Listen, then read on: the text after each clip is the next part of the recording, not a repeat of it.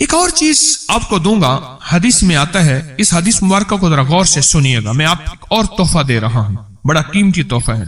حدیث میں آتا ہے کہ قرب قیامت میں سال ایسے گزریں گے جیسے مہینے، اور مہینے ایسے گزریں گے جیسے ہفتے، اور ہفتے ایسے گزریں گے جیسے دن، اور دن ایسے گزرے گا جیسے شرارہ، چنگاری، آگ جلائے نا آگ، اس میں سے ایسے ایک چھوٹی سی چنگاری اوپر جاتی اور بجھ جاتی ہے۔ 2018 آیا، پلکوں میں گزر گیا، 19 آیا اور ایک مہینہ بھی گزر گیا، اور باقی 11 مہینے رہ گئے، اور اس میں سے بھی چند دن اوپر ہو گئے۔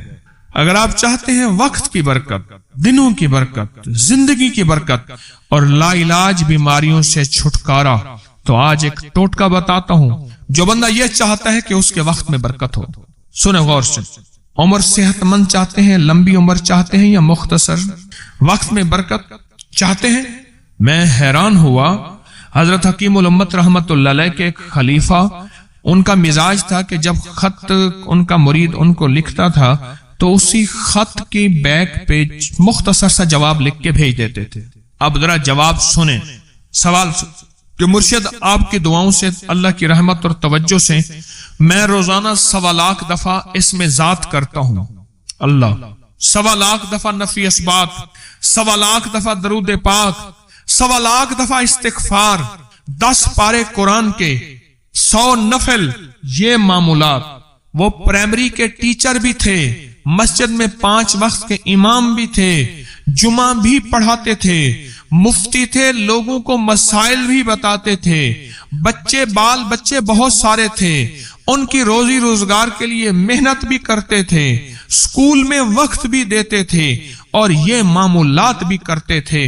ایک عقل انسانی تو نہیں مانتی کہ یہ کیا ہے، لیکن رب جس کے وقت میں برکت دے دے، اللہ کے لیے کون سی دیر ہے۔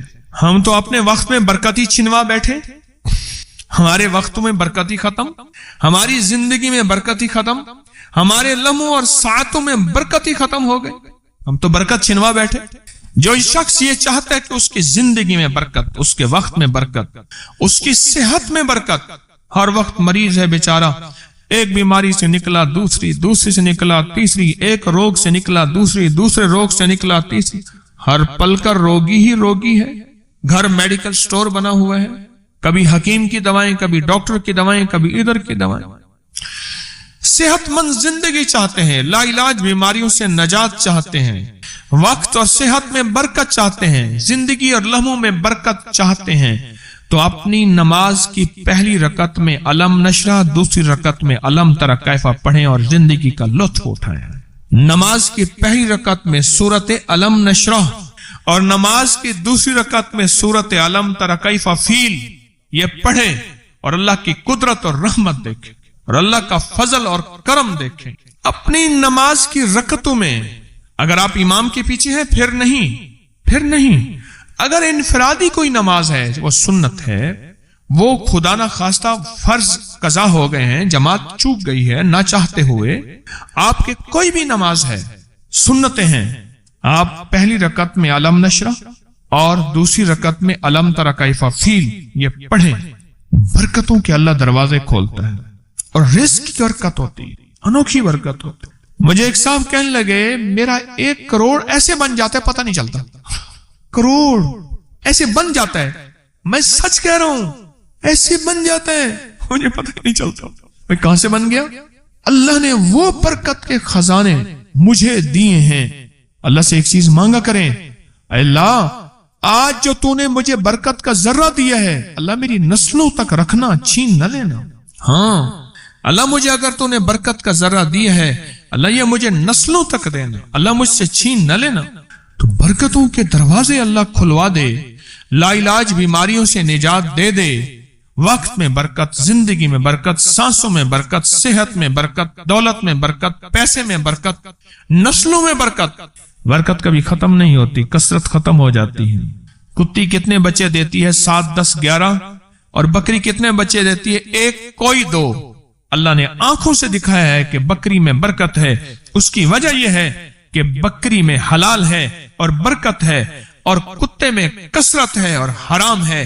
اللہ کتوں کو ختم کر کے دکھاتا ہے، اللہ حلال کو بڑھا کے آنکھوں سے دکھاتا ہے۔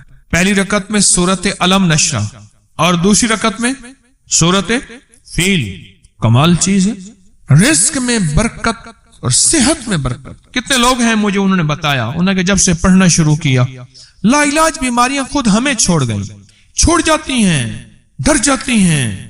اس وظیفے میں اتنی طاقت، اتنی تاثیر اور اتنی قوت ہے۔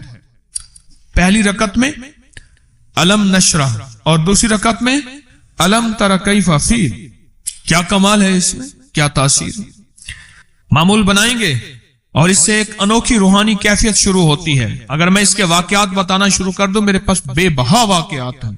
انوکھی روحانی کیفیت شروع ہوتی ہے، دل کی دنیا آباد ہوتی ہے، من کی دنیا آباد ہوتی ہے، جذبوں کی دنیا آباد ہوتی ہے اور زندگی شاد ہوتی ہے۔ انوکھی روحانی دنیا، انوکھا روحانی راز شروع ہوتا ہے، اور اس کے اندر اللہ پاک اس بندے کو اپنے خاصان خاص میں شامل کرتا ہے۔ اس بندے کو ایک تاثیر ملتی ہے اور ایک توجہ ملتی ہے۔ پھر ایک نہیں، میں نے کئی محدثین، اکابرین، علماء کی زندگیوں کے واقعات میں یہ بات پڑھی، سنی۔ کئی بوڑھے بزرگوں کی زندگی میں ملنے گیا تو میں نے ان سے کہا جی پہلی رکعت میں اگر علم نشرہ، دوسری رکعت میں علم تر کیف پڑھ لی جائے، اس کا کوئی فائدہ آپ کی نظر سے گزرا؟ ایک بہت پرانے عالم تھے، دارالعلوم کبیر والا سے فارغ تھے، پرانے بابا جی تھے، اور مجھے ایک دفعہ ملے، مجھے عجیب بات کہی۔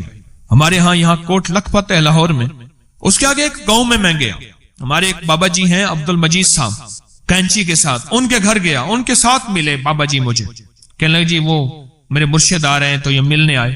پتا چلا تو میں نے یہ بات چھیڑ دی، میں نے کہا آپ کو کوئی آج تک کوئی اس کا فائدہ سنا؟ کہنے لگے جب ہمیں سبق یاد نہیں ہوتا تھا اور ہم بھول جاتے تھے، ہمارے استاد کہتے تھے تم نماز میں یہ پڑھا کرو، نوافل میں پہلی رکعت میں علم نشرہ، دوسری میں علم تر کیف، اور کہاں ہمیں سبق یاد ہو جاتا تھا اور ہم ہر چیز پڑھ لیتے تھے، اور امتحان کے دنوں میں ہم جب اچھے نمبروں میں پاس ہونا چاہتے تھے ہم یہی وظیفہ پڑھتے تھے۔ اچھے نمبروں میں ہم پاس اگر ہونا چاہتے تھے تو ہم یہی وظیفہ پڑھتے تھے کہ پہلی رکعت میں علم نشرہ اور دوسری رکعت میں علم تر کیف۔ کون سا مشکل ہے، کون سا مشکل ہے؟ وعبقری حساب